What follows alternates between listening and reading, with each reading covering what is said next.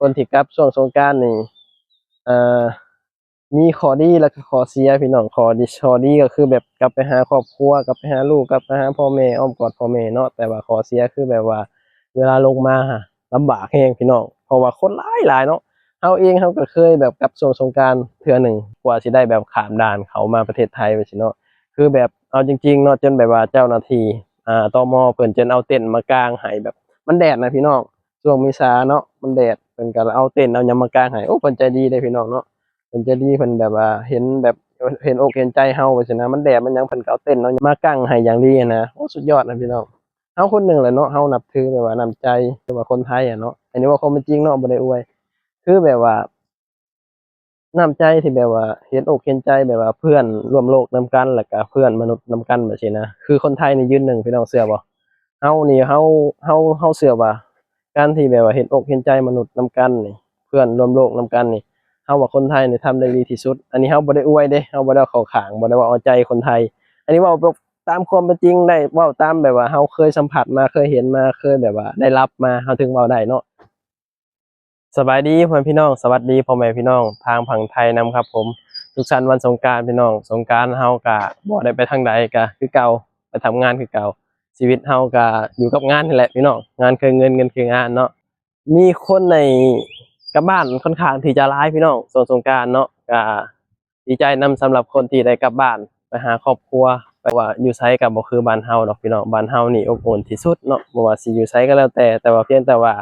บ้านเฮานี่พี่น้องเก็บชะอมก่อนแป๊บหนึ่งอยู่ในของฟรีเด้บ่ได้ลักเด้พี่น้องนี่มีคนเก็บอยู่เนาะเก็บชะอมไปอ่าเจียวใส่ไข่ก่อน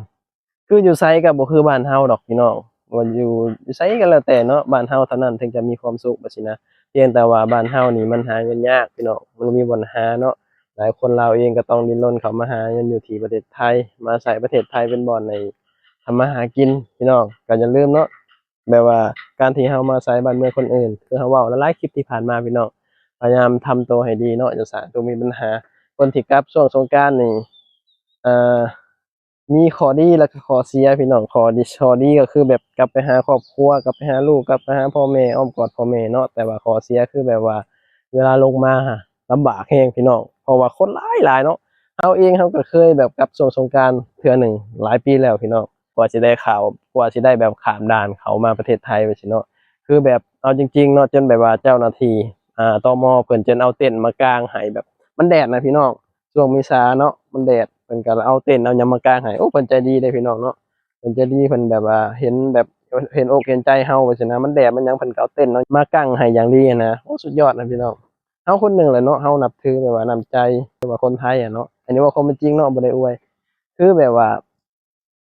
น้ำใจที่แบบว่าเห็นอกเห็นใจแบบว่าเพื่อนร่วมโลกนำกันแล้วก็เพื่อนมนุษย์นำกันแบบซี้นะคือคนไทยนี่ยืนหนึ่งพี่น้องเชื่อบ่ เฮานี่เฮาเชื่อว่าการที่แบบว่าเห็นอกเห็นใจมนุษย์นำกันนี่เพื่อนร่วมโลกนำกันนี่เฮาว่าคนไทยนี่ทำได้ดีที่สุดอันนี้เฮาบ่ได้อวยเด้เฮาบ่ได้เอาเข้าข้างบ่ได้ว่าเอาใจคนไทยอันนี้เว้าแบบตามความเป็นจริงได้เว้าตามแบบว่าเฮาเคยสัมผัสมาเคยเห็นมาเคยแบบว่าได้รับมาเฮาถึงเว้าได้เนาะอันนี้คือบ่ได้ว่าเอาใจพี่น้องอันนี้เว้าความเป็นจริงเนาะความความจริงก็คือความจริงนั่นแหละพี่น้องอันนี้บ่ได้ว่าเอาใจดอกเอาความเป็นจริงเนาะสำหรับแบบเห็นอกเห็นใจนี่เฮาว่า คนไทยนี่คือแบบยืนหนึ่งอ่ะสุดยอดแล้วเนาะที่ผ่านมาเห็นบ่เวลาเกิดเหตุนั่นเหตุนี่น่ะสิคนไทยนี่สิพร้อมใจกันพี่น้องช่วยเหลือเนาะถ้าเกิดว่าช่วยเหลือนี่ช่วยเหลือเต็มที่เฮาถึงบอกว่าอยู่ประเทศไทยอะอยู่ให้เพิ่นฮักอย่าอยู่ให้เพิ่นแบบเกลียดว่าซี้นะคนไทยอะฮักเต็มร้อยพี่น้องแต่เวลาเฮาแบบทำตัวบ่ดีหรือว่าเฮาเฮ็ดให้เพิ่นซังนี่เพิ่นก็ซังเต็มร้อยคือกันได้อันนี้เฮาก็ต้องเข้าใจอะเนาะเพราะฉะนั้นแล้วก็ทำตัวให้ดีพี่น้องอยู่ที่ประเทศไทยเนาะตอนนี้ก็ เก็บค่าแล้วพี่น้องก็สิเดินทางไปทำงานชีวิตเฮาก็นี่แหละอยู่ในเมืองใหญ่อะเนาะแบบตื่นเช้ามากลับไปทำงานยามมื้อแลงมากลับห้องปีนี้ก็บ่ได้เล่นสงกรานต์ทางใดพี่น้องเพราะว่างานที่เฮาเฮ็ดน่ะบ่ได้หยุดเนาะแบบว่าช่วงสงกรานต์อาจจะแบบขายดีแหน่จังซี้นะเพราะว่าร้านก็แบบคือแบบว่าปิดไปหลายร้านแล้วก็ร้านเฮาก็ขายดีขึ้นแบบซี้นะเพราะว่าร้านค้าร้านอาหารต่างๆจั่งซี้ก็ ปิดกันหลายพี่น้องก็เลยเฮ็ดให้ร้านที่เฮาเฮ็ดนี่ก็ขายดีขึ้นเนาะก็กลายเป็นว่าเฮาก็บ่ได้หยุดสงกรานต์จังซี้นะก็บ่เป็นหยังพี่น้องเอาไว้แบบ ปีหน้าเนาะเพราะว่าสงกรานต์มันก็บ่ได้มีแค่ปีเดียวปีหน้าปีฮื้อปีต่อๆไปมันก็มีเนาะน้องแต่ว่าที่ผ่านมาก็เคยเล่นอยู่แล้วว่าซั่นนะอยู่บ้านเฮาว่าซี่นะแต่ว่าก็เห็นหมู่คู่กลับก็ก็ธรรมดาก็บางคนก็อยากกลับว่าซี่นะก็เป็นธรรมดาพี่น้องเนาะอยู่ไสก็บ่คือบ้านเฮาคือหยังเฮาเว้าแหละบางคนก็แบบว่าอยากกลับเมื่อแบบหาพ่อแม่บางคนมีลูกมีหยังแบบซี่เนาะก็อยากกลับเมื่อหาลูกหาหยังแบบซี่มันก็เป็นธรรมดาแหละพี่น้องแต่ว่าเฮามาหาเงินน่ะเนาะมันก็จำเป็นแหละแบบต้องจากครอบครัวต้องหาครอบครัวแบบซี่นะบ่มาหามันก็บ่ได้อะพี่น้องก็ยังดีมีประเทศไทยเนาะเป็นบ่อนหาเงินเป็นบ่อนทำมาหากินพี่น้องเฮาสิเว้าหลายๆคลิปที่ผ่านมาเนาะคนเราวเองก็ยังมีความโชคดีหลายอย่างอยู่พี่น้องคือแบบว่าหนึ่งมาเฮามีประเทศไทยเป็นบ่อนหาเงินเป็นบ่อนทำมาหากินเฮ็ดให้ครอบครัวเฮามีชีวิตที่ดีขึ้นเฮาอะมีความโชคดีกว่าชาติอื่นเนาะอ่า คือแบบหนึ่งมาภาษาเฮาก็ใกล้เคียงกับภาษาไทยเนาะแล้วก็สองมาก็วัฒนธรรมหรือว่าหยังหลายอย่างที่เฮาใกล้เคียงกับประเทศไทยแล้วเฮ็ดให้เฮาแบบว่ามาใช้ชีวิตอยู่ไทยนี่สบายขึ้นโดยที่บ่ต้องปรับตัวหยังมากมายเนาะแต่จริงแล้วอยู่ไทยมันก็บ่มีหยังเด้พี่น้องถ้าเกิดว่าเฮา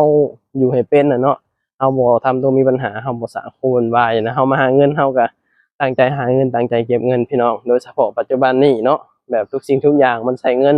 บ่มีเงินมันอยู่บ่ได้ดอกพี่น้องยุคสมัยมันเปลี่ยนเด้มันบ่คือยุคสมัยเก่าว่าซี้เนาะเพราะยุคนี้เฮาก็พึ่งพาเงินหลายที่สุดน่ะเนาะบ่ว่าสิคนจนคนรวยอิหยังก็แล้วแต่แบบคือพึ่งพาเงินหลายที่สุดอันนี้ก็ต้องยอมรับเนาะบ่มีเงินมันก็เฮ็ดหยังบ่ได้พี่น้องการที่จะมีแบบชีวิตที่ดีขึ้นอันดับแรกมันก็ต้องมีเงินน่ะเนาะการที่จะเฮ็ดให้ครอบครัวมีอยู่มีกินมันก็ต้องมีเงินเฮ็ดให้ครอบครัวสุขสบายนี่ก็ต้องมีเงินอยากได้หยังถ้ามีเงินก็ได้ อยากมีหยังมีเงินก็ได้คือมันทุกอย่างอะเงินน่ะพี่น้องไผสิเถียงก็เถียงว่าเงินบ่แม่นทุกอย่างแต่สำหรับเฮาอะเงินคือทุกอย่างพี่น้องเงินคือแบบว่าทุกอย่างแล้วสำหรับมนุษย์เฮาในปัจจุบันนี้เนาะแต่ถ้าเกิดว่าเป็นสมัยก่อนเฮายอมรับว่าเงินบ่แม่นทุกอย่างแต่ปัจจุบันนี้เฮายอมรับว่าเงินคือทุกอย่างบ่มีเงินมันก็อยู่บ่ได้บ่มีเงินมันก็เฮ็ดหยังบ่ได้บ่มีเงินก็คือหมาตัวหนึ่งเอาจริงๆอะอันนี้เว้าขออนุญาตนำพี่น้องเนาะบ่มีเงินก็หมาตัวหนึ่งนั่นแหละพี่น้อง เพราะฉะนั้นแหละเรามีโอกาสมาหาเราก็ตั้งใจหาตั้งใจเก็บพยายามแบบว่าประหยัดเอาพี่น้องเนาะการที่แบบว่าใช้ชีวิตในโลกปัจจุบันนี่ถ้าเกิดว่าเราบ่วางแผนเราบ่ประหยัดใช้บ่ประหยัดจ่ายหรือว่าบ่รู้จักแบบ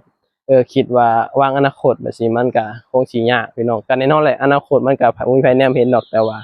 มันก็ต้องวางไว้เด้พี่น้องอย่างน้อยเราก็มีความคิดหาวางอนาคตไว้แบบนี้นะถึงแม้มันอาจจะ เป็นจริงบ่จริงอันนี้ก็บ่ฮู้แต่ขอแต่ว่าเฮาวางอนาคตไว้ก่อนถ้าเกิดว่าเฮาใช้ชีวิตโดยที่แบบบ่มีจุดหมายปลายทางจั่งซี้หาเงินมาก็ใช้ไปไปซี้อนาคตเด้พี่น้องเนาะนั่นแหละพี่น้องคือแบบว่าเฮาอยู่ปัจจุบันนี่คือแบบว่า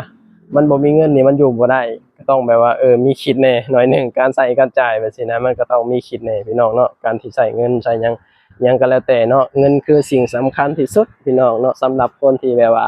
อ่า ยังบ่ทันมีครบทุกอย่างก็ต้องประหยัดใช้ประหยัดจ่ายพี่น้องเนาะก็นั่นแหละสงกรานต์ก็บ่มีหยังหลายเฮาก็ไปทำงานคือเก่าพี่น้องบ่ได้หยุดในงานเป็นหยังเนาะแล้วก็เฮาเชื่อว่าอีกประมาณ2-3มื้อนี่เฮาเชื่อว่าด่านนี่จะเต็มทุกด่านพี่น้องแบบคนลาวเข้ามาไทยหลายคือเก่าเนาะออกไปก็หลายแล้วเข้ามาก็ยิ่งหลายพี่น้องแบบใช้เวลาแบบตอนขาออกนี่อาจจะบ่นานเด้พี่น้องแต่ว่าราคาเข้านี่ คือมันต้องเขียนใบค่าโครงค่าเข้าเนาะเข้ามาประเทศไทยจังซี้นะมันก็สิหลายขั้นตอนกว่าออกจากประเทศไทยพี่น้องก็เลยเฮ็ดให้แบบอาจจะช้